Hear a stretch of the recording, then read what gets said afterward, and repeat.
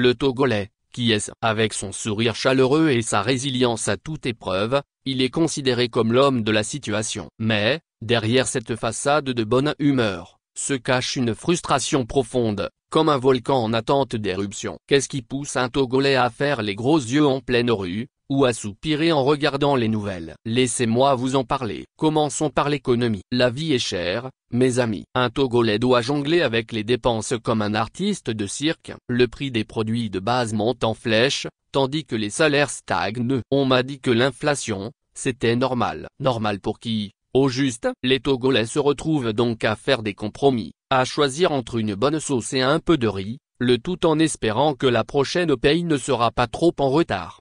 Et que dire des infrastructures? Les routes sont parfois plus proches de chemins de terre que de véritables voies de circulation. Le Togolais rêve de routes lisses et de transports en commun dignes de ce nom, mais se retrouve souvent coincé dans des embouteillages qui feraient frémir le plus patient des conducteurs.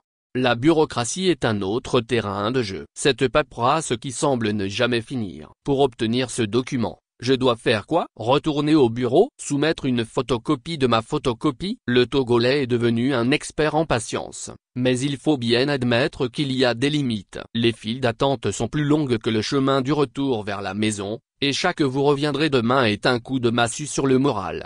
Et n'oublions pas les petites frustrations quotidiennes. La connexion Internet qui tombe en panne au moment le plus crucial, le manque d'électricité qui transforme les soirées en moments de méditation, ou encore les files d'attente pour le paiement de la facture de la SEC qui semblent être une épreuve de résistance. Chaque jour est une nouvelle occasion de se dire, pourquoi est-ce que je ne suis pas né dans un pays où les choses fonctionnent comme sur des roulettes? Au final, cher lecteur, le Togolais est frustré, oui, mais c'est aussi un être plein d'espoir, d'humour et de résilience. Malgré toutes ces petites irritations, il continue à sourire, à rêver et à croire en un avenir meilleur. Alors, levons nos verres, en plastique, pour ne pas trop nous compliquer la vie, et célébrons cette capacité à garder espoir, même lorsque la frustration tente de s'infiltrer. Après tout, si le Togo est le pays de la convivialité, c'est aussi celui où l'on apprend à naviguer à travers les tempêtes avec un sourire en coin.